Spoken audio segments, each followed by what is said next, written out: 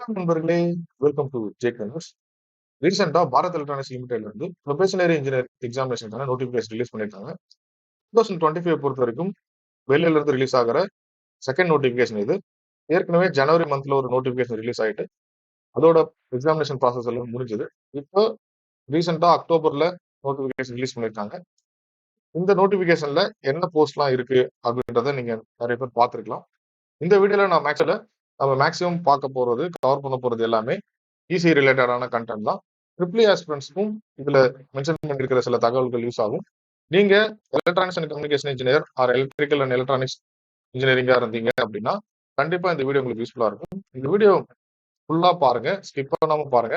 அப்பதான் இந்த எக்ஸாம் பத்தி ஃபுல் டீடைல்ஸ் உங்களுக்கு தெரியும். எந்த மாதிரியான ப்ரிப்பரேஷன் பண்ணா உங்களால இந்த எக்ஸாம் கிளியர் பண்ண முடியும் அப்படின்றது உங்களுக்கு புரிய ஆரம்பிக்கும். வீடியோவை ஃபுல்லா பார்த்துட்டு எக்ஸாம் ப்ரிப்பரேஷன் ஸ்டார்ட் பண்ணீங்க அப்படின்னா கண்டிப்பா உங்களாலையும் இந்த Bharat electronics லிமிடெடோட probational engineer எக்ஸாமினேஷனை track பண்ணி போஸ்டிங்கும் எடுக்க முடியும்.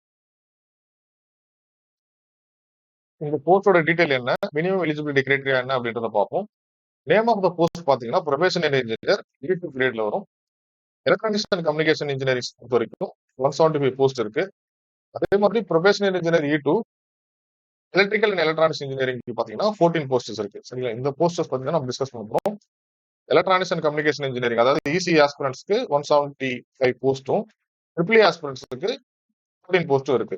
ஏற்கனவே ரிலீஸ் ஆன ஜனவரி மந்த் நோட்டிபிகேஷன்ல எலக்ட்ரிக்கல் இன்ஜினியர்ஸ்க்கு எந்த போஸ்டும் இல்லை. இப்போ ட்ரிபிள் ஆஸ்பிரண்டா இருந்தீங்க, வெளியில ஜாயின் பண்ணோம் அப்படின்ற உங்களுக்கு ஆசை இருந்தது அப்படின்னா இந்த எக்ஸாம் நீங்க அப்ளை பண்ணி ட்ரை பண்ணலாம். எஜுகேஷன் குவாலிஃபிகேஷனை பொறுத்த வரைக்கும் ப்ரொபேஷனரி இன்ஜினியருக்கு அன்ரிசர்வ்டா இருந்தா, unreserved OBC non creamy layer economically weaker செக்ஷனா இருந்தா first class in BE BTech இருக்கணும். அண்ட் கேண்டிடேட்ஸ் இன் ஏஎம்ஐ இருந்தாலும் எலிஜிபிள் தான். சரிங்களா, எஸ்சி எஸ்டி கேண்டிடேட்டா இருந்தீங்களா இல்ல பிடபிள்யூ கேண்டிடேட்டா இருந்தீங்க அப்படின்னா ஃபர்ஸ்ட் கிளாஸ் இருந்தாலே போதும், இந்த போஸ்ட்டுக்கு நீங்க அப்ளை பண்ணலாம். அடுத்தது ஏஜ் கிரைட்டீரியா என்ன அப்படின்றத பார்ப்போம். ஜென்ரல் டர்ன் அண்ட் இடபிள்யூஎஸ் பொறுத்த வரைக்கும் 25 இயர்ஸ் லிமிட் இருக்கு. இந்த கட் ஆஃப் டேட் பாத்தீங்கன்னா அக்டோபர் 1, 2025 தான் கட் ஆஃப் டேட். இந்த டேட்டுக்குள்ள நீங்க 25 இயர்ஸ் கிராஸ் ஆயிருக்க கூடாது. சரிங்களா, அடுத்தது இந்த 25 இயர்ஸ்ன்றது ஜென்ரல் டர்ன் அண்ட் இடபிள்யூஎஸ்க்கு. எஸ்சி எஸ்டி கேண்டிடேட்டா இருந்தீங்க அப்படின்னா உங்களுக்கு 5 இயர்ஸ் ரிலாக்ஸேஷன் இருக்கும். அதே மாதிரி ஓபிசி கேண்டிடேட்டா இருந்தீங்கன்னா நான் கிரிமிலேயர் இருந்தீங்கன்னா 3 இயர்ஸ் ரிலாக்ஸேஷன் இருக்கும். Person with benchmark disability candidates பொறுத்த வரைக்கும் அப்பர் ஏஜ் லிமிட் பாத்தீங்கன்னா 10 இயர்ஸ் ரிலாக்ஸேஷன் ஆகும்.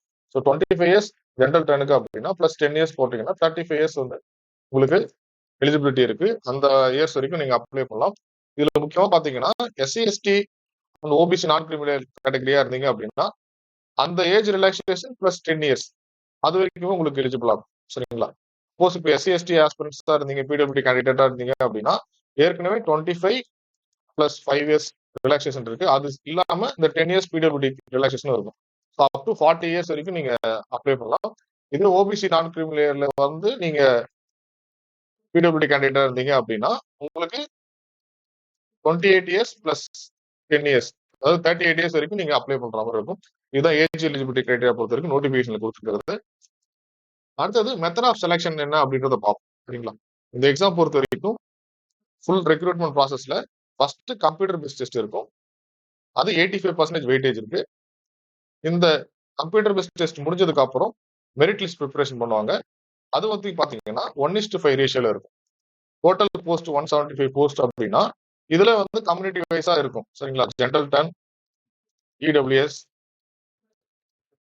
அதுக்கப்புறம் OBC non creamy layer, then SC ST, அப்புறம் பர்சன் வித் பெஞ்ச்மார்க் டிசபிலிட்டி, இந்த மாதிரி வந்து கேட்டகரி வைஸ் உங்களுக்கு செப்பரேட் கவுண்ட் இருக்கும். இது 175 டோட்டல் கவுண்ட். இப்போ இந்த ஜென்ரல் டர்ன்ல இருக்கிற கவுண்ட்ல இருந்து இந்த 1:5 ரேஷியோன்றது பாத்தீங்கன்னா ஈச் கம்யூனிட்டி டர்ன்ல என்ன நம்பர் ஆஃப் வேகன்சிஸ் இருக்கோ அது இன்டு 5. அந்த அளவுக்கு ரிட்டன் எக்ஸாம்ல இருந்து அதாவது கம்ப்யூட்டர் பேஸ்ட் டெஸ்ட்ல இருந்து உங்களுக்கு இன்டர்வியூக்கு ஷார்ட் லிஸ்ட் பண்ணுவாங்க. அதான் 1:5 ரேஷியோ. 1:5 ரேஷியோ முடிஞ்சதுக்கு அப்புறம் இன்டர்வியூக்கு கால் லெட்டர் வரும். இன்டர்வியூ கண்டக்ட் பண்ணுவாங்க. அது 100 மார்க்ஸ் தான் இருக்கும். 100 மார்க்ஸ் கண்டக்ட் பண்ற இன்டர்வியூல இருந்து 15% வெயிட்டேஜ் எடுத்துப்பாங்க. நீங்க இன்டர்வியூ பர்ஃபார்மன்ஸ் என்ன இருக்கோ அந்த பர்ஃபார்மன்ஸ்ல 15% வெயிட்டேஜ் எடுத்துப்பாங்க. ஃபைனல் செலக்ஷனை பொறுத்த வரைக்கும் பாத்தீங்கன்னா CBT marks plus interview marks. சிபிடியில் நம்மளுக்கு வெயிட்டேஜ் என்னன்றதா 85% வெயிட்டேஜ். அதுக்கப்புறம் பாத்தீங்கன்னா இன்டர்வியூல பொறுத்த வரைக்கும் 15% வெயிட்டேஜ். இது ரெண்டுத்தையும் ஆட் பண்ணிட்டு தான் உங்களுக்கு ஃபைனல் செலக்ஷன் இருக்கும். ஃபைனல் செலெக்ஷன் எல்லாமே வந்து பாத்தீங்கன்னா உங்களுக்கு ஃபைனல் செலெக்ஷன் எல்லாமே பாத்தீங்கன்னா இந்த ரெஸ்பெக்டிவ் கம்யூனிட்டி டர்ன்ல எத்தனை நம்பர் ஆஃப் வேகன்சிஸ் இருக்கோ அதை பேஸ் பண்ணி தான் உங்களுக்கு நடக்கும். ஸோ இதுதான் method of selection Bharat Electronics Limited probationary engineer examination பொறுத்த வரைக்கும். சிபிடி எக்ஸாம், அதுக்கப்புறம் ஷார்ட் லிஸ்ட் பண்றது 1:5 ரேஷியோ, தென் இன்டர்வியூ கண்டக்ட் பண்றது, அதுல 15% வெயிட்டேஜ். ஃபைனல் செலெக்ஷன்றது சிபிடியோட மார்க் பிளஸ் இன்டர்வியூ மார்க் ரெண்டும் சேர்த்து தான் நடக்கும். சரிங்களா? அடுத்தது சிபிடி எக்ஸாமோட பேட்டர்ன் என்ன அப்படின்றத பார்ப்போம். கம்ப்யூட்டர் பேஸ்ட் டெஸ்ட் கண்டக்ட் பண்றாங்க. இந்த கம்ப்யூட்டர் பேஸ்ட் டெஸ்ட்ல வந்து பாத்தீங்கன்னா 2 செக்ஷன் இருக்கு. 2 செக்ஷன் இருக்கு. மேஜரா கொஸ்டின்ஸ் அவங்க கொடுத்துருக்க நோட்டிபிகேஷன்ல ஜென்ரல் ஆப்டிடியூட் அண்ட் ரீசனிங் அதுல 25 கொஸ்டின்ஸ் கேட்பாங்க. ஒரு கொஸ்டினுக்கும் 1 மார்க் இருக்கு. ஸோ நெகட்டிவ் மார்க்கிங் பொறுத்த வரைக்கும் பாத்தீங்கன்னா -1/4 -1/4 -0.25 மார்க்ஸ் டிடெக்ட் பண்ணிடுவாங்க. இப்போ இந்த 25 ஜென்ரல் ஆப்டிடியூட் அண்ட் ரீசனிங்கை பொறுத்த வரைக்கும் நீங்க கரெக்டா ஆன்சர் பண்ணீங்க அப்படின்னா 1 மார்க் கிடைக்கும். சப்போஸ் நீங்க ராங் ஆன்சர் பண்ணிட்டீங்க அப்படின்னா 0.25 மார்க் டிடெக்ட் பண்ணிடுவாங்க. சரிங்களா? இப்போ நீங்க கொஸ்டினை அட்டனே பண்ணல அப்படின்னா உங்களுக்கு மார்க் எதுவுமே வராது, டிடெக்டும் பண்ண மாட்டாங்க. சரிங்களா? டெக்னிக்கல் சப்ஜெக்டை பொறுத்த வரைக்கும் 100 கொஸ்டின்ஸ் இருக்கும். இசி ஆஸ்பிரண்டா இருந்தாங்கன்னா எலக்ட்ரானிக்ஸ் அண்ட் கம்யூனிகேஷன் ரிலேட்டடான கண்டென்ட்டும், ட்ரிபிள் ஆஸ்பிரண்டா இருந்தாங்க அப்படின்னா ட்ரிபிள் ரிலேட்டடான கண்டென்ட்டும் இந்த டெக்னிக்கல் செக்ஷன்ல இருக்கும். சரி, மொத்தம் 100 கொஸ்டின்ஸ் இருக்கும். ஒரு கொஸ்டினுக்கும் 1 மார்க். நெகட்டிவ் மார்க்கிங் இந்த செக்ஷன்ல இருக்கு. இதுல 0.25 மார்க் டிடெக்ட் பண்ணிடுவாங்க. கரெக்டா ஆன்சர் பண்ணீங்கன்னா 1 மார்க் கிடைக்கும். ராங் ஆன்சர் பண்ணீங்கன்னா 0.25 மார்க் டிடெக்ட் பண்ணிடுவாங்க. கொஸ்டினுக்கு ஆன்சர் எதுவும் கிளிக் பண்ணல அப்படின்னா உங்களுக்கு எந்த மார்க்குமே கிடைக்காது. டிடெக்ட் ஆகாது, மார்க்கும் வராது. அப்போ மொத்தம் டோட்டல் நம்பர் ஆஃப் கொஸ்டின் எவ்வளவு இருக்கு அப்படின்னா 125 கொஸ்டின் இருக்கு. Total marks 125 marks. சரிங்களா? இந்த எக்ஸாமோட டூரேஷன் என்னன்றதுனா 2 ஹவர்ஸ். அதாவது 120 மினிட்ஸ் வந்து இந்த கம்ப்யூட்டர் பேஸ்ட் டெஸ்டோட டூரேஷன். இந்த 120 மினிட்ஸ்ல நீங்க 125 கொஸ்டின்ஸ் அச்சீவ் பண்ணணும். ஸோ அதுக்கேற்ற மாதிரி உங்களோட ஸ்பீட் அண்ட் அக்யூரசி இருக்கு. சிபிடியை பத்தி பார்த்தோம். என்ன எக்ஸாம் கொஸ்டின்ஸ் என்ன மாதிரியான கொஸ்டின்ஸ் எல்லாம் கேட்கறாங்க அப்படின்றத பார்த்தோம். இதுக்கான சிலபஸ் என்ன அப்படின்றத பார்த்தோம் அப்படின்னா நோட்டிபிகேஷன் அவங்க மென்ஷன் பண்ணி இருக்கிறது இன்ஜினியரிங் லெவலுக்கு கொஸ்டின்ஸ் கேட்போம். டெக்னிக்கலா இருந்துச்சுன்னா அதாவது ஈஸி ஆஸ்பிரண்டா இருந்தாங்க அப்படின்னா ஈஸி ரிலேட்டடான கொஸ்டின்ஸும், ட்ரிபிள் ஆஸ்பிரண்டா இருந்தாங்கன்னா ட்ரிபிள் ரிலேட்டடான கொஸ்டின்ஸும் டெக்னிக்கல் செக்ஷன்லயும், ஜென்ரல் ஆப்டிடியூட் அண்ட் ரீசனிங் ரிலேட்டடான கொஸ்டின்ஸும் கேட்பாங்க அப்படின்றத சொல்லியிருக்காங்க. சரிங்களா? இப்போ இந்த எக்ஸாமுக்கான சிலபஸ் அப்படின்றத இப்போ கேட் எக்ஸாமோ இல்லை இன்ஜினியரிங் சர்வீஸ் எக்ஸாமினேஷனோ இல்லை தமிழ்நாடு லெவலில் நடக்கக்கூடிய கம்பைன்டு டெக்னிக்கல் சர்வீசஸ் எக்ஸாமினேஷனோ அந்த மாதிரி ஸ்பெசிஃபைடா ஒரு சிலபஸ் அப்படின்றது இல்லை. அதனால நான் என்ன பண்ணிருக்கேன் அப்படின்னா போன எக்ஸாம்ல என்ன மாதிரியான கொஸ்டின்ஸ் எல்லாம் கேட்டாங்களோ அதை அனலைஸ் பண்ணிட்டு என்ன சிலபஸ் படிச்சா இருக்கும் அப்படின்றத நான் அனலைஸ் பண்ணி வச்சிருக்கேன். ஸோ இந்த எக்ஸாம் பொறுத்த வரைக்கும் கேட் சிலபஸை ஃபாலோ பண்ணாங்க அப்படின்னா கண்டிப்பா வந்து நல்ல மார்க் ஸ்கோர் பண்ண முடியும். அது கேட் சிலபஸ் சொல்லும்போது கேட்டோட ஸ்டாண்டர்டுக்கு கொஸ்டின்ஸ் இருந்ததா அப்படின்னா போன எக்ஸாம்ல அந்த அளவுக்கு கேட் ஸ்டாண்டர்டுக்கு இல்ல.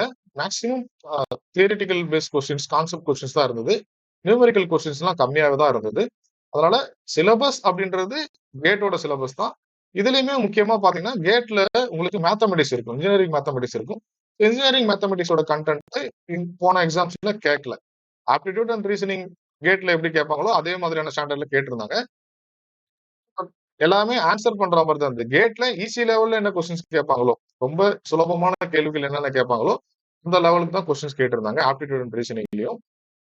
இன்ஜினியரிங் மேத்தமெட்டிக்ஸ் ரிலேட்டடான கொஸ்டின்ஸ் இல்ல. அதே மாதிரி ரொம்ப நிறைய ப்ராப்ளம்ஸ் அந்த மாதிரி தான் இல்லை. எல்லாமே கான்செப்சுவல் கொஸ்டின், தியரிட்டிக்கல் கொஸ்டின்ஸ் தான் இருந்தது. நம்ம சேனல்ல நான் அந்த பிவிக்கு சால்வ் பண்ணி வீடியோஸ் அப்லோட் பண்றேன். தொடர்ந்து பாருங்க, சப்போர்ட் பண்ணுங்க. அடுத்ததா ப்ரீவியஸ் இயர் பேப்பரோட அனாலிசிஸ் பார்ப்போம். இந்த எக்ஸாம் 2025 May 31 கண்டக்ட் பண்ண எக்ஸாம் இசிஇ பேப்பரோடது. ஆல்ரெடி பார்க்கும்போது மொத்த total number of question 125 questions இருக்கும். இதுல 25 questions general aptitude and reasoning அப்படின்ற மாதிரி போட்டிருந்தாங்க. Last year question paper last question பேப்பர்ல பார்த்தீங்க அப்படின்னா ஜென்ரல் ஆப்டிடியூட்ல இருந்து 12 கொஸ்டினும் ரீசனிங்ல இருந்து 13 கொஸ்டின் இருந்தது. ஜென்ரல் ஆப்டிடியூட்ல பொறுத்த வரைக்குமே வெர்பலா, அதாவது வெர்பல் போது இங்கிலீஷ் ரிலேட்டடான கண்டென்ட் வந்து பாத்தீங்கன்னா 4 கொஸ்டின் இருந்தது. ஆப்டிடியூட் கண்டென்ட் 8 கொஸ்டின் இருந்தது. ஸோ 4ன்றது இங்கிலீஷான கண்டென்ட், வெர்பல் இங்கிலீஷ்க்கான கண்டென்ட். ஸோ நவுன், ஆர்டிகல் அந்த மாதிரியான கண்டென்ட் கொடுத்தாங்க. ரொம்ப ஈஸியா தான் இருந்தது. அதே மாதிரி அது இல்லாம ஆப்டிடியூட்டா பாத்தீங்கன்னா 8 கொஸ்டின் கேட்டிருந்தாங்க. ரீசனிங்கை பொறுத்த வரைக்கும் 13 கொஸ்டின் இருந்தது. ஸோ இந்த கண்டென்ட் பொறுத்த வரைக்கும் நம்மளுக்கு 25 கொஸ்டின்ஸ் வரும். ஸோ ஆஸ் பர் நோட்டிபிகேஷன் என்ன கொடுத்திருந்தாங்களோ அதான் கேட்டிருந்தாங்க. அடுத்தது பாத்தீங்கன்னா இந்த நெட்வொர்க் தியரியில இருந்து எம்பெடட் சிஸ்டம் வரைக்கும் வர்றது பாத்தீங்கன்னா உங்களுக்கு டெக்னிக்கல் போர்ஷன். டெக்னிக்கலை பொறுத்த வரைக்கும் 100 கொஸ்டின்ஸ் கேட்பாங்க. ஸோ லாஸ்ட் இயர் கொஸ்டின் பேப்பர்ல பாத்தீங்கன்னா நெட்வொர்க் தியரில இருந்து 6 கொஸ்டின் கேட்டிருந்தாங்க. சிக்னல் சிஸ்டம்ல இருந்து 10 கொஸ்டினும், எலக்ட்ரானிக் டிவைசஸ்ல இருந்து 10 கொஸ்டின் கேட்டிருந்தாங்க. அனலாக் சர்க்யூட்ஸ்ல இருந்து 21 கொஸ்டின்ஸ் அதிகமா கேட்டிருக்காங்க இந்த சப்ஜெக்ட்ல இருந்து. டிஜிட்டல் எலக்ட்ரானிக்ஸ்ன்றது 7 கொஸ்டின்ஸ் கேட்டிருந்தாங்க. Control system and communication system ரெண்டுலயுமே வந்து பாத்தீங்கன்னா 15 கொஸ்டின் ஈச் கேட்டிருந்தாங்க. எலக்ட்ரோமேக்னடிக்ஸ் பொறுத்த வரைக்கும் 12 கொஸ்டின் கேட்டிருந்தாங்க. அடுத்ததான் எம்பெடட் சிஸ்டம்ல இருந்து 4 கொஸ்டின் கேட்டிருந்தாங்க. இது எல்லாமே பாத்தீங்கன்னா மைக்ரோ கண்ட்ரோலர், மைக்ரோ ப்ராசஸர் பேஸ்ட்லாம் இருக்கு. இந்த எக்ஸாம்ல இல்லாம இது வரைக்கும் வெளியில கண்டக்ட் பண்ற எக்ஸாம்ஸ்ல எம்பெடட் சிஸ்டம் ரிலேட்டடா கொஸ்டின்ஸ் எல்லாம் அடிக்கடி கேட்கறாங்க. எம்பெடட் சிஸ்டம் பொறுத்த வரைக்கும் கேட் சிலபஸ்ல இருக்காது. கேட் சிலபஸ்ல ப்ரீவியஸா இருந்த micro controller, micro processor sections எல்லாம் எடுத்துட்டாங்க. அதை எடுத்துட்டு கம்ப்யூட்டர் ஆர்கனைசேஷன், ஆர்கிடெக்சர் அந்த ரிலேட்டடான கண்டென்ட் கொடுத்துருக்காங்க. அதனால எம்பெடட் சிஸ்டமும் நீங்க ஃபோக்கஸ் பண்றது நல்ல ஸ்கோர் தரும். மினிமம் கொஸ்டின் தான் எம்பெடட் சிஸ்டம் வந்து கேட்கறாங்க அப்படின்னாலும் பேசிக் லெவல்ல கொஸ்டின்ஸ் கேட்கறதுனால இந்த செக்ஷனை நீங்க கவர் பண்றது பெட்டரா இருக்கும். ஸோ நெட்வொர்க் தியரில இருந்து எலக்ட்ரோமேக்னடிக்ஸ் வரைக்கும் நான் எந்த சீக்வன்ஸ்ல கொடுத்துருக்கேன் அப்படின்னா கேட் சிலபஸ்ல இந்த சீக்வன்ஸ்ல தான் இருக்கு. அதனால அந்த சீக்வன்ஸ் ஃபாலோ பண்ணி நான் கொடுத்துருக்கேன். So network theory, signal system, electronic devices, analog circuits, digital electronics, control system, communication system, electromagnetics இது எல்லாமே கேட் சிலபஸ்ல இருக்கு. நல்லா பாத்தீங்கன்னா கேட் சிலபஸ்ல இருக்கக்கூடிய இன்ஜினியரிங் மேத்தமெட்டிக்ஸ் ரிலேட்டடான கண்டென்ட் கொடுக்கல. ஆனா கேட் சிலபஸ்ல இருக்கக்கூடிய இன்ஜினியரிங் ஆப்டிடியூட் அண்ட் ரீசனிங் இந்த செக்ஷன் வந்து கேட்டிருக்காங்க. சரிங்களா? அடிஷனலா எம்பெடட் சிஸ்டம் ரிலேட்டடான கொஸ்டின்ஸ் கேட்கறாங்க. இதுதான் ப்ரீவியஸா நடந்த ப்ரொபேஷனரி இன்ஜினியர் எக்ஸாமினேஷனோட டீடைல்டு அனாலிசிஸ். இதை பார்த்ததும் கண்டிப்பா உங்களுக்கு ஒரு கிளாரிட்டி வந்திருக்கு. ஸோ இப்போ சிலபஸ் அப்படின்றது என்ன அப்படின்னா கேட்டோட எலக்ட்ரானிக்ஸ் அண்ட் கம்யூனிகேஷன் இன்ஜினியரிங். நீங்க எலக்ட்ரானிக்ஸ் அண்ட் கம்யூனிகேஷன் இன்ஜினியரா இருந்தீங்கன்னா ஈஸி சிலபஸ். ட்ரிபிள் ஆஸ்பிரண்டா இருந்தீங்கன்னா நீங்க ட்ரிபிள் சிலபஸ்ல என்ன கண்டென்ட் இருக்கோ அதை ஃபாலோ பண்ணீங்களே போதும். என்னோட சஜஷன் என்ன அப்படின்னா கேட் சிலபஸை ஃபாலோ பண்ணுங்க. கேட் ஸ்டாண்டர்டுக்கு நீங்க ப்ரிப்பரேஷன் பண்ணணும் அப்படின்னு அவசியம் கிடையாது. ஏன்னா இதுல calculator not allowed, on screen கால்குலேட்டர்லாம் இருக்காது. So numerical question last question பேப்பர்ல நிறைய கேட்கல. நிறையனா உங்களுக்கு ஒரு மோர் தென் 5 கொஸ்டின்ஸ் கூட நம்மளுக்கு கேட்கல. நான் ஃபுல்லா டீடைல்டா அனலைஸ் பண்ணிருக்கேன். உங்களுக்கு ப்ரீவியஸ் இயர் சொல்யூஷனும் கொடுக்குறேன். அதுலயும் உங்களுக்கு தெரியும் மேக்ஸிமம் கொஸ்டின்ஸ் தியரி கொஸ்டின்ஸ் தான் கேட்டாங்க. அதனால நீங்க கேட்ல ப்ரிப்பரேஷன் பண்ணாலுமே, கேட் சிலபஸ், கேட் பியூபிஸ் பார்த்தாலுமே 1 மார்க் கண்டென்ட்டை பார்த்தா மட்டும் போதும். சரிங்களா? 2 மார்க்ஸ் கண்டென்ட்டை பார்க்க தேவையில்ல. ஆப்டிடியூட் பார்த்தாலுமே பேசிக்கா ஃபண்டமெண்டலா என்ன நீங்க சால்வ் பண்ண முடியுமோ அந்த மாதிரியான கொஸ்டின்ஸ் பார்த்தா போதும். ரொம்ப டிஃபிகல்ட் லெவல் பார்க்க தேவையில்ல. Easy to moderate level questions தான் கேட்டிருந்தாங்க. ஸோ அந்த அளவுக்கு நீங்க ப்ரிப்பரேஷன் பண்ணீங்க அப்படின்னா அடுத்தது அந்த மாடரேட் லெவலுக்கு வந்துட்டீங்க அப்படின்னா கண்டிப்பா உங்களால டிஃபிகல்ட் கொஸ்டின்ஸ் கொஞ்சம் கொஞ்சம் ஆன்சர் பண்ண முடியும். சரிங்களா? இதுதான் இந்த அனாலிசிஸ் தான் உங்களுக்கு நான் ஸ்பெஷலா கொடுக்கணும் அப்படின்னு நினைச்சது. ஸோ 2025 பேப்பர்ல மே மந்த் கேட்ட கொஸ்டின் பேப்பர் இதுதான். எலக்ட்ரானிக்ஸ் அண்ட் கம்யூனிகேஷன் இன்ஜினியர்ஸ் பொறுத்த வரைக்கும் 125 கொஸ்டின்ஸ் கேட்டிருந்தாங்க. சரிங்களா? ப்ரீவியஸ் இயர்ல என்ன கட் ஆஃப்? சரிங்களா? இது ரிட்டன் எக்ஸாமோட கட் ஆஃப். அதாவது சிபிடி ஸ்டேஜ்ல என்ன கட் ஆஃப் வச்சிருந்தாங்க அப்படின்றத பார்த்தோம். 125 மார்க்ஸ் மேக்ஸிமம் மார்க்ஸ் இல்லையா? 125 மார்க்ஸ்ல வேரியஸ் கம்யூனிட்டி டர்னுக்கு இந்த மாதிரியான கட் ஆஃப் இருந்தது. சரிங்களா? ஜென்ரல் டர்னா இருந்ததுன்னா 87.5 இருந்தது. எக்கனாமிக்கலி வீக்கர் செக்ஷனுக்கு 71 இருந்தது. ஓபிசி நான் கிரிமிலேயருக்கு 82, எஸ்சிக்கு 74.75, எஸ்டி கேண்டிடேட்ஸ்க்கு 68 இருந்தது. சரிங்களா? இதுதான் ப்ரீவியஸ் கட் ஆஃப். அதாவது இது வந்து நான் போட்டுக்கிறது எல்லாமே ஈஸி ஆஸ்பிரன்ஸ். சரிங்களா? லாஸ்ட் எக்ஸாம்ல நான் சொல்லியிருந்தேன் ட்ரிபிள் ஆஸ்பிரன்ஸ்க்கு இல்லை. அதனால ட்ரிபிளியோட கட் ஆஃப் டீடைல்ஸ் இல்லை. என்ன மாதிரியான டார்கெட்டை நம்ம வச்சு நகரலாம், ப்ரிப்பரேஷனை ஸ்டார்ட் பண்ணலாம் அப்படின்றத பார்ப்போம். சரிங்களா? நீங்க இந்த 87 அப்படின்றது தான் இந்த ஜெனரல் டர்ன் அப்படின்னும் போது இது லாஸ்ட் செலக்டட் கேண்டிடேட்டோட இந்த மார்க்குக்கு மேலேயே நிறைய பேர் ஸ்கோர் பண்ணிட்டு இருந்தாங்க. சரிங்களா? இது வந்து minimum mark, minimum qualification mark. இந்த 87.5 125 டிவைட் பண்ணீங்க அப்படின்னா 0.7, அதாவது 70% ஆஃப் மார்க்ஸ் வந்து எக்ஸ்பெக்ட் பண்றாங்க. சரிங்களா? அப்போ உங்களோட டார்கெட் என்னவா இருக்கணும் அப்படின்னா 80% இருக்கும். 80% ஆஃப் மார்க்ஸ் அப்படின்னா 100 மார்க்ஸ் இருக்கும். 100 மார்க்ஸ் நீங்க ரிகார்ட்லெஸ் ஆஃப் த எந்த கம்யூனிட்டி டர்னா இருந்தாலும் இந்த 100 மார்க்ஸ் அப்படின்ற டார்கெட்டை நோக்கி பயணிச்சிங்க அப்படின்னா கண்டிப்பா உங்களால ஃபைனல் செலெக்ஷன் வரைக்கும் வர முடியும். ஏன் சார் நம்ம 70% தான் லாஸ்ட் டைம் இருந்தது, நீங்க 80% கொண்டு போறீங்க அப்படின்னா இது last candidate to be selected for the interview stage தான். ஃபைனல் செலெக்ஷனுக்கு இந்த கேண்டிடேட் நல்லா இன்டர்வியூக்கு பெர்ஃபார்ம் பண்ணிட்டு உள்ள போனாங்களா அப்படின்ற மாதிரி ஃபைனல் செலெக்ஷனுக்கான கட் ஆஃப் மார்க் நம்மளுக்கு டீடைல்ஸ் இல்ல. எப்பயுமே நம்ம ஹையர் இந்த மார்க் எடுத்தோம் அப்படின்னா உங்களுக்கு இன்டர்வியூ உங்களுக்கு ஸ்மூத்தா போகும். நம்ம கிட்ட ஆல்ரெடி ரிட்டன் மார்க்ஸ் நல்லா இருந்துச்சு அப்படின்னா இன்டர்வியூல செலெக்ஷன் ஆகிற சான்சஸும் நம்மளுக்கு இன்க்ரீஸ் ஆகும். ஸோ நம்ம என்ன மார்க் எடுத்திருக்கோமோ அதை பேஸ் பண்ணி உங்களோட பி ப்ராஜெக்ட்ஸ் ஏற்கனவே நீங்க ஒர்க் பண்ணிருக்கீங்களா அந்த மாதிரியான எக்ஸ்பீரியன்ஸ், அதுக்கப்புறம் பேசிக்கான கொஸ்டின்ஸ், இந்த மாதிரி விஷயத்த கொண்டு போவாங்க. அதனால நம்ம சிபிடி ஸ்டேஜ்ல நீங்க எந்த அளவுக்கு மார்க் ஸ்கோர் பண்றீங்களோ அந்த அளவுக்கு உங்களுக்கு ஃபைனல் செலக்ஷனான சான்சஸ் இருக்கும். ஸோ நான் டார்கெட்டா உங்களுக்கு செட் பண்றது இல்ல, நீங்க உங்களுக்கு டார்கெட்டா செட் பண்ணிக்க வேண்டியது பாத்தீங்கன்னா 80% of the marks, that is 100 marks. சரிங்களா? சரி, டார்கெட்டா செட் பண்ணிட்டோம். ப்ரீவியஸ் இயர்ல என்ன கொஸ்டின்ஸ் எல்லாம் கேட்டாங்க, என்னென்ன சப்ஜெக்ட் கொஸ்டின்ஸ் கேட்டாங்க அப்படின்றத பார்த்தோம். கட் ஆஃப் மார்க்கையும் பார்த்துட்டோம். இப்ப படிக்க ஆரம்பிக்கிறதா இருந்தா எவ்வளவு நேரம் படிக்கணும், என்னென்ன படிக்கணும் அப்படின்றதையும் பார்த்தோம். டே வைஸா நீங்க படிக்கணும், டெய்லி படிக்கணும் அப்படின்னா 4 ஹவர்ஸ் மினிமம் ஸ்பெண்ட் பண்ணலாம். 4 ஹவர்ஸ்ன்றது மினிமம் கிரைட்டீரியா. உங்களுக்கு இதை தவிர அதிகமான டைம் கிடைச்சது அப்படின்னா இங்க என்னென்ன சொல்லியிருக்கணும் அதை ப்ரொபோஷனா எடுத்துக்கணும். சப்போஸ் நீங்க 6 ஹவர்ஸ் உங்களுக்கு கிடைக்குது அப்படின்னா 6 ஹவர்ஸ் சொல்லும்போது உங்களுக்கு 1.5 என்னென்ன இருக்கோ அதெல்லாம் 1.5 மல்டிப்ளை பண்ணிக்கணும். 4 ஹவர்ஸ்க்கு எக்ஸ்பிளைன் பண்ணிடுறேன். அதை வச்சு நீங்க 6 ஹவர்ஸ்க்கு 8 ஹவர்ஸ்க்கு என்ன மாதிரி ப்ரிப்பரேஷன் பண்ணலாம் அப்படின்றத சொல்றேன். 3 செக்ஷனா பிரிச்சிருக்கேன் உங்களோட ப்ரிப்பரேஷன். எப்பயுமே நம்ம ஒரே கோலோட போறோம். ஆனா இந்த 3 டிவிஷனா பார்த்தோம் அப்படின்னா எல்லா ஏரியாவும் டச் பண்ணாம இருக்கும். ஆஸ்பிரன்ட்ஸ் மேக்ஸிமம் ப்ரிப்பரேஷன் பண்ணும்போது செய்யக்கூடிய தவறு என்ன அப்படின்னா, ஒரு சப்ஜெக்ட நோட்ஸ் எடுக்கிறாங்க அப்படின்னா நோட்ஸ் மட்டுமே எடுப்பாங்க. கொஸ்டின்ஸ் சால்வ் பண்ண மாட்டாங்க. நோட்ஸ் எல்லாம் முடிச்சதுக்கு அப்புறம் கொஸ்டின்ஸ் சால்வ் பண்ணி பார்ப்பாங்க. இல்ல கொஸ்டின்ஸ் சால்வ் பண்ணும்போது ப்ரீவியஸ் இயர் கொஸ்டின் சால்வ் பண்ண மாட்டாங்க. இல்ல வேற எதனா செக்ஷன்ஸ் இருக்குதுன்னா, இப்போ இந்த எக்ஸாம் பொறுத்த வரைக்கும் பாத்தீங்கன்னா ஆப்டிடியூட் அண்ட் ரீசனிங் இருக்கு, டெக்னிக்கல் சப்ஜெக்ட் இருக்கு. இப்போ டெக்னிக்கல் சப்ஜெக்ட் மட்டுமே பார்த்துட்டு எக்ஸாமோட ஹால் டிக்கெட் வந்ததுக்கு அப்புறம் ரீசனிங் கொஞ்சம் பார்ப்போம், அது கொஞ்சம் வெயிட்டேஜ் கம்மி தான், ஈஸியான கொஸ்டின்ஸ் தானே கேட்கறாங்க அப்படின்ற மாதிரி விட்டுருவாங்க. அந்த மாதிரியான ப்ரிப்பரேஷன் பண்ணோம் அப்படின்னா உங்களுக்கு ப்ராப்பரான வெயிட்டேஜ் டிஸ்ட்ரிபியூட் ஆகாது. நீங்க கட் ஆஃப் கிளியர் பண்ண போறது ஜெனரல் ஆப்டிடியூட்ல எடுக்கக்கூடிய நல்ல மார்க் வச்சும் இருக்கலாம்.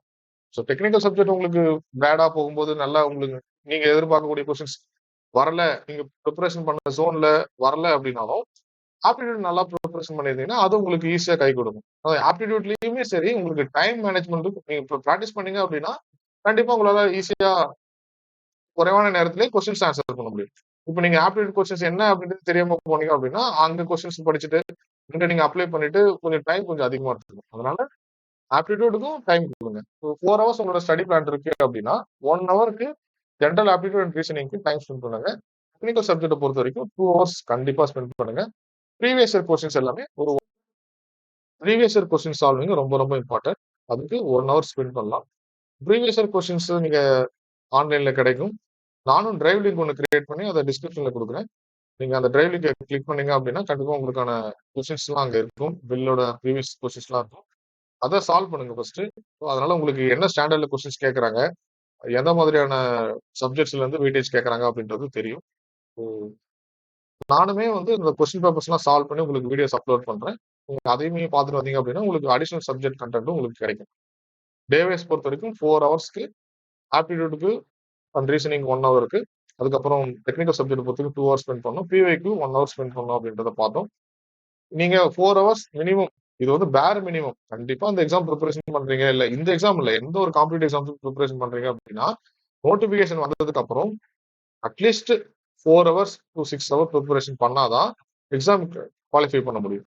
ஏன்னா நோட்டிபிகேஷன் வந்ததுக்கு அப்புறம் உங்களுக்கு எக்ஸாமுக்கும் நோட்டிபிகேஷனுக்குள்ள டூரேஷன் பாத்தீங்க அப்படின்னா ஒரு 2 to 3 months தான் இருக்கும்.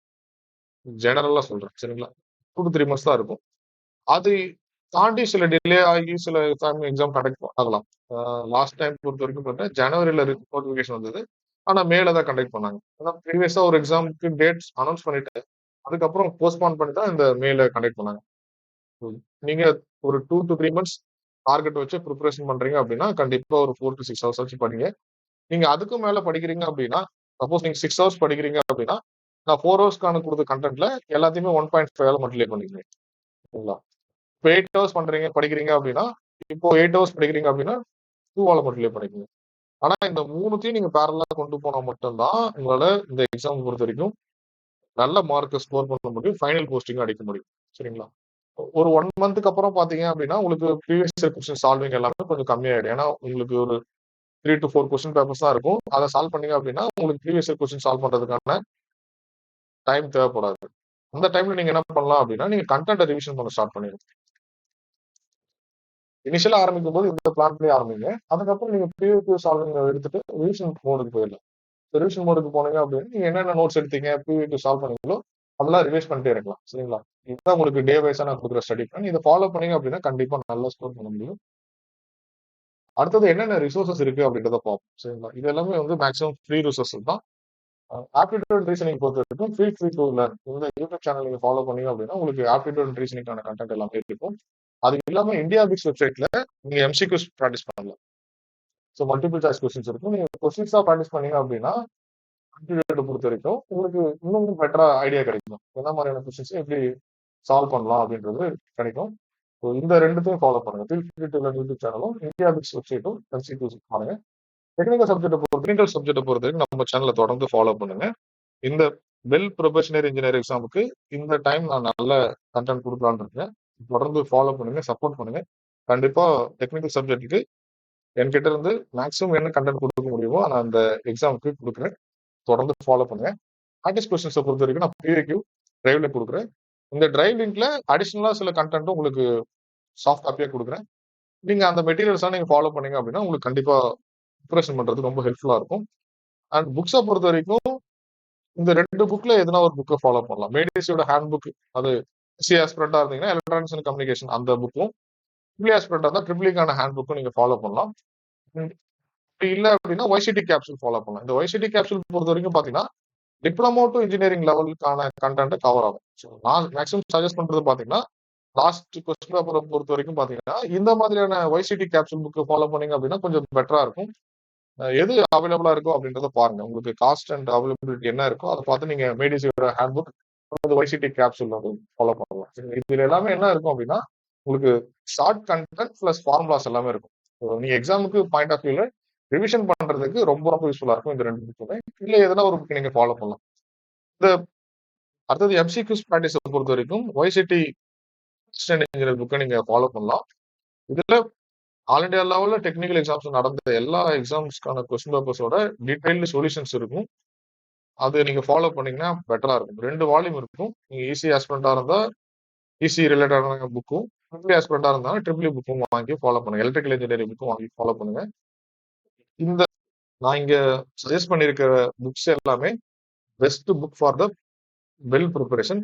வெல் ப்ரிப்பரேஷன் இல்லாம நீங்க தமிழ்நாடு லெவல்ல எந்த exam technical exam combined technical services examination ஆகட்டும், இல்ல டிஆர்பி லெவல்ல நடக்கக்கூடிய பாலிடெக்னிக் லெக்சரர் அல்லது அசிஸ்டன்ட் ப்ரொஃபசர் இந்த மாதிரியான எக்ஸாம்ஸ்க்கும் டெக்னிக்கல் எக்ஸாம்ஸை பொறுத்த வரைக்கும் இந்த புக்ஸ் உங்ககிட்ட இருந்துச்சுன்னா கண்டிப்பா உங்களோட எக்ஸாம் ப்ரிப்பரேஷன்ல நல்ல ஒரு பூஸ்டா இருக்கும். உங்களுக்கு நல்ல ஸ்கோர் எடுக்கிறதுக்கு ரொம்ப பெனிஃபிட்டா இருக்கும். அதனால இந்த புக்கை வாங்கி ஃபாலோ பண்ணுங்க.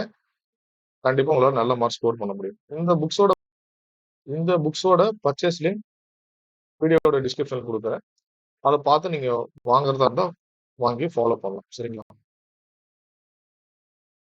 இந்த வீடியோல என்னெல்லாம் டிஸ்கஸ் பண்ணோம் அப்படின்றத ஒரு குயிக்கா ஒரு ரீகேப் பார்த்துடலாம். ஃபர்ஸ்ட் டீடைல்ஸ் ஆஃப் போஸ்ட் பார்த்தோம். மினிமம் எலிஜிபிலிட்டி கிரைட்டீரியா என்ன அப்படின்றத பார்த்தோம்.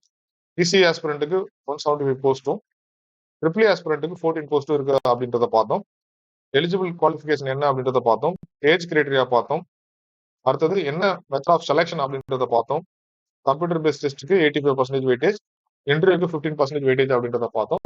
Short listing for the interview 1:5 அப்படின்றத பார்த்தோம். சிபிடி கம்ப்யூட்டர் பேஸ்ட் எக்ஸாமோட பேட்டர்ன் என்ன அப்படின்றத பார்த்தோம். இதுல டூரேஷன் ஆஃப் எக்ஸாம் 2 hours, அதுக்கப்புறம் total number of question 125, general aptitude ரீசனிங்ல 25 கொஸ்டினும், டெக்னிக்கல்ல 100 கொஸ்டின்ஸ் இருக்கும் அப்படின்றத பார்த்தோம். நெகட்டிவ் மார்க்கிங் இருக்கு -0.25. இந்த மார்க் நெகட்டிவ் மார்க்கிங் இருக்கு. சிலபஸை பொறுத்த வரைக்கும் சிலபஸை அனலைஸ் பண்றதுக்கு லாஸ்ட் கொஸ்டின் பேப்பரை பார்த்தோம். லாஸ்ட் கொஸ்டின் பேப்பர் அனலைஸ் பண்ணிட்டு என்னென்ன மாதிரியான கொஸ்டின்ஸ் எல்லாம் கேட்டிருந்தாங்க, என்னென்ன சப்ஜெக்ட் கொஸ்டின்ஸ் கேட்டிருந்தாங்க அப்படின்றத பார்த்தோம். அதுல ஈச் சப்ஜெக்ட்டுக்கான வெயிட்டேஜ் என்ன அப்படின்றத டிஸ்கஸ் பண்ணியிருந்தேன். அண்ட் இந்த சிலபஸ் பொறுத்த வரைக்கும் கேட் சிலபஸை ஃபாலோ பண்ணலாம். கேட் சிலபஸை பொறுத்த வரைக்கும் கேட் ஸ்டாண்டர்டுக்கு ஃபாலோ பண்ணாம கேட் சிலபஸ்ல இருக்கிற கண்டென்ட்டுக்கு வாட் என்ன கான்செப்ட்ல உங்களுக்கு என்ன தெரியணுமோ அதை நீங்க கவர் பண்ணீங்கன்னா கண்டிப்பா நல்ல ஸ்கோர் எடுக்க முடியும் அப்படின்றது டிஸ்கஸ் பண்ணோம். ப்ரீவியஸ் எக்ஸாமோட கட் ஆஃப் மார்க் என்ன அப்படின்றத பார்த்தோம். டார்கெட் வந்து 80% நம்ம செட் பண்ணோம். அதாவது 100 மார்க்ஸ் செட் பண்ணணும். அவுட் ஆஃப் 125 மார்க்ஸ்க்கு 100 மார்க்ஸ் நம்ம செட் பண்ணோம் அப்படின்றத பார்த்தோம். டே வைஸ் என்ன மாதிரியா படிக்கலாம், 4 ஹவர்ஸ் எடுத்தா என்ன மாதிரியா படிக்கலாம் அப்படின்றத பார்த்தோம். அதை 3 பார்ட்டா பிரிச்சு படிக்கணும் அப்படின்றத பார்த்தோம். அடுத்தது என்னென்ன ரிசோர்ஸ் இருக்கு அப்படின்றத டிஸ்கஸ் பண்ணேன். என்ன புக்ஸ் வாங்கி ஃபாலோ பண்ணலாம் அப்படின்றதையும் பார்த்தேன். என்னோட சைட்ல இருந்து உங்களுக்கு சப்போர்ட் கொடுக்கறதுக்கு என்ன டிரைவ் லிங்க்ல கண்டென்ட் கொடுக்குறேன் அப்படின்றதையும் பார்த்தோம். இது எல்லாமே நம்ம டிஸ்கஸ் பண்ணிட்டோம். இந்த வீடியோல பார்த்த எல்லா கண்டென்ட்டும் கண்டிப்பா உங்களுக்கு யூஸ்ஃபுல்லா இருக்கும். இந்த வீடியோ பார்த்ததுக்கு அப்புறம் நீங்க ப்ரிப்பரேஷனை ஸ்டார்ட் பண்ணீங்க அப்படின்னா கண்டிப்பா உங்களுக்கு நல்ல ஸ்கோர் கிடைக்கும். ஃபைனல் செலக்ஷன் எடுக்க முடியும்.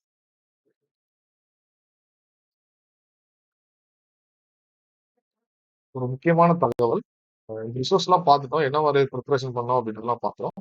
ஜேகே நோட்ஸை பொறுத்த வரைக்கும் செல்ஃப் ப்ரிப்பரேஷன் பண்ற ஆஸ்பிரண்ட்ஸுக்கு என்ன மாதிரியான சப்போர்ட்ஸ் கொடுக்க முடியுமோ மேக்ஸிமம் சப்போர்ட் கொடுத்துட்டு இருக்கோம். நான் எப்பயுமே ஹவு டு ப்ரிப்பேர் அப்படின்ற ஒரு வீடியோ போடுவேன். எந்த ஒரு competitive exam, technical competitive exam நிறைய வேகன்சிஸ் வர மாதிரியான நோட்டிபிகேஷன் இருந்ததுன்னா கண்டிப்பா வீடியோ போடுவேன்.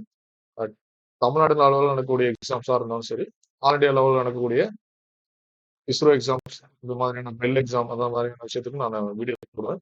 இந்த வீடியோ போட்டதுக்கு அப்புறம் நிறைய ஆஸ்பிரண்ட்ஸ் மெயில் பண்ணுவாங்க.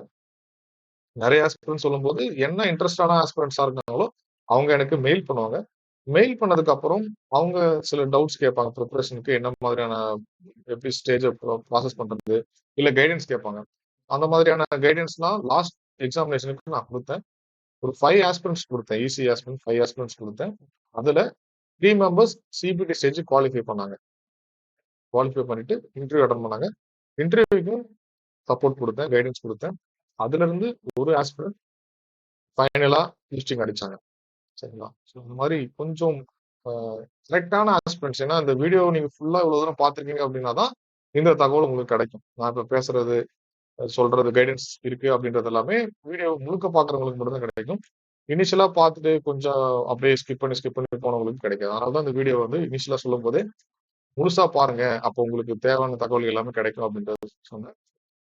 இந்த எக்ஸாம் பொறுத்த வரைக்கும் அனதர் கமிங் டேஸ்ல என்ன மாதிரியான சிலபஸ் கவர் பண்றது, சிலபஸ்ன்றது ஸ்பெசிஃபிக்கா கொடுக்கல, இருந்தாலும் எப்படி கண்டென்ட் எல்லாம் நம்ம கவர் பண்ணி கொண்டு போறது அப்படின்றத பார்ப்போம். நான் ஐடியா பண்ணியிருக்கிறது என்ன அப்படின்னா, ஃபர்ஸ்ட் பிஒய்க்யூஸ் எல்லாம் பார்த்துரும். என்கிட்ட சில கொஸ்டின் பேப்பர்ஸ் இருக்கு. அந்த கொஸ்டின் பேப்பர்ஸ்க்கான ஆன்சர்ஸ் நான் டிஸ்கஸ் பண்ணுவோம். அதை வீடியோ அப்லோட் பண்றேன். அதை பாருங்க. அது கூடவே நீங்க டெக்னிக்கலுக்கு கொஞ்சம் நோட்ஸும் பேரலா எடுத்துட்டு இருங்க. கண்டிப்பா பிஒய்க்யூஸ் ஃபர்ஸ்ட் கவர் பண்ணதுக்கு அப்புறம் உங்களுக்கு என்னென்ன கண்டென்ட்லாம் அடிஷனலா கவர் பண்ணா, அதாவது ஒரு சப்ஜெக்ட் எடுத்துக்கிட்டீங்க அப்படின்னா என்னதெல்லாம் கவர் பண்ணா உங்களுக்கு இந்த எக்ஸாமுக்கு யூஸ்ஃபுல்லா இருக்கும் அப்படின்றதையும் நான் வீடியோவை அப்லோட் பண்ண பாக்குறேன். இது தவிர உங்களுக்கு கைடன்ஸ் தேவைப்பட்டுச்சு அப்படின்னா கண்டிப்பா என்னோட மெயில் ஐடி இருக்கும். மெயில் ஐடியை பார்த்து வீடியோட டிஸ்கிரிப்ஷன்ல கொடுக்குற மெயில் ஐடி, அந்த மெயில் ஐடியில நீங்க எனக்கு இண்டிவிஜுவலா மெயில் பண்ணீங்க அப்படின்னா உங்களுக்கு என்ன சப்போர்ட்டோ அதை கொடுப்பேன். ஸோ இந்த எக்ஸாம் பொறுத்த வரைக்கும் நான் மேக்ஸிமம் ஒரு 50 மெம்பர்ஸ் கிட்ட கைட் பண்ணலாம்னு இருக்கேன். சரிங்களா? 50 மெம்பர்ஸ் கிட்ட கைட் பண்ணலாம்னு இருக்கேன். அந்த கைடன்ஸ்க்கு உண்டான ரிஜிஸ்ட்ரேஷன் ஃபார்ம் அதையும் நான் அந்த வீடியோட டிஸ்கிரிப்ஷன்ல கொடுக்குறேன். ஸோ நீங்க கிளிக் பண்ணிட்டு அந்த ஃபார்ம் ப்ராப்பரா ஃபில் பண்ணுங்க. ஸோ அந்த ஃபார்மை ஃபில் பண்றதுக்கு முன்னாடி நீங்க பெல்லோட ரெஜிஸ்ட்ரேஷன் ப்ராசஸை கம்ப்ளீட் பண்ணிருக்கணும். ஏன்னா அந்த ரெஜிஸ்ட்ரேஷன் ஃபார்ம்ல நான் கண்டிப்பா பெல்லோட அப்ளிகேஷன் ஃபார்மும் கேட்டிருப்பேன். அந்த டீடைல்ஸ் என்டர் பண்ற மாதிரி இருக்கும். ஸோ நீங்க பெல்லோட ரெஜிஸ்ட்ரேஷன் ப்ராசஸை முடிச்சுட்டு அதுக்கப்புறம் இந்த கைடன்ஸோட ரெஜிஸ்ட்ரேஷன் ப்ராசஸை முடிச்சிங்க அப்படின்னா உங்களுக்கு நான் கைடன்ஸ் கொடுக்க ஸ்டார்ட் பண்ணுவேன். என்ன மாதிரியான கண்டென்ட் உங்களுக்கு அடிஷனலா கொடுக்கணும், டெய்லி ஆக்டிவிட்டிஸ் கொஞ்சம் மானிட்டர் பண்ணுவேன். இந்த கைடன்ஸ் மென்டாரிங் அப்படின்றது என்னன்னா, இப்போ நான் ஹவு டு ப்ரிப்பேர் அப்படின்ற கண்டென்ட் எல்லாம் கொடுத்துட்டேன். மெட்டீரியல்ஸ் டிரைவ் லிங்க் கொடுத்துருவேன். மெட்டீரியல்ஸோட கண்டென்ட்டும் உங்களுக்கு டிரைவ் லிங்க்ல கிடைக்கும். ஆனா நீங்க அதை கரெக்டா ஃபாலோ பண்றீங்களா, ப்ராப்பரா டெய்லியும் கன்சிஸ்டன்டா ப்ரிப்பரேஷன் பண்றீங்களா அப்படின்றதுதான் இந்த மென்டாரிங் ஆக்டிவிட்டியில உங்களுக்கு கிடைக்கும். ஸோ அது இல்லாம உங்களுக்கு எதனா டவுட் இருந்துச்சு அப்படின்னா அதையும் நீங்க என்கிட்ட கேட்டீங்க அப்படின்னா உங்களுக்கு ஆன்சர்ஸும் கிடைக்கும். சரிங்களா? இதுதான் உங்களுக்கு மென்டாரிங்ல அடிஷனலா கிடைக்கக்கூடியது. நானும் தொடர்ந்து வீடியோ அப்லோட் பண்றேன். பெல் எக்ஸாம் பொறுத்த வரைக்கும் நீங்க தொடர்ந்து சப்போர்ட் பண்ணுங்க, ஃபாலோ பண்ணுங்க.